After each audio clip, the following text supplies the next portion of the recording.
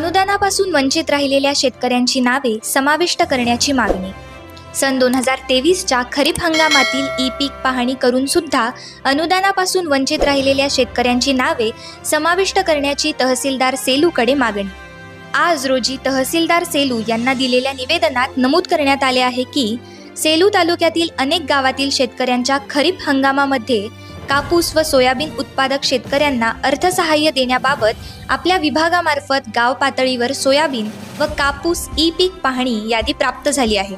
दिनांक 29 जुलै 2024च्या शासन निर्णयानुसार ई-पीक नोंदणी केलेल्या शेतकऱ्यांना 2 हेक्टर मर्यादेपर्यंत 5,000 रुपये अर्थसहाय्य मिळणार आहे। परंतु खरीप हंगाम 2023ची ई-पीक पाहणी करून सुद्धा सेलू तालुक्यातील प्रत्येक गावातील अनेक शेतकऱ्यांचे आपल्या विभागाकडून प्रसिद्ध झालेल्या ई-पीक नोंदणी यादीमध्ये नाव समाविष्ट नाहीत।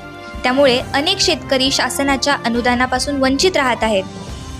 तरी या प्रकरणी तातडीने दखल घेऊन 2023च्या खरीप हंगामातील ई-पीक पाहणी करून सुद्धा कापूस व सोयाबीन उत्पादक शेतकऱ्यांना अर्थसहाय्य अनुदान वाटपासाठी राहिलेल्या शेतकऱ्यांची नावे समाविष्ट करून त्यांना अनुदान मिळवून देण्यात यावे, नसता सेलू तालुक्यातील शेतकऱ्यांच्या वतीने तहसील कार्यालयासमोर तीव्र आंदोलन करण्यात येईल याची नोंद घ्यावी।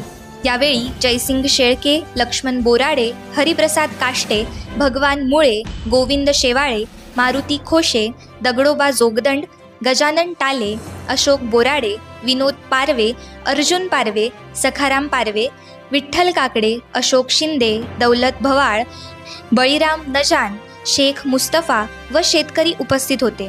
सह्याद्री समाचार वाहिनीसाठी सतीश आकात, सेलू।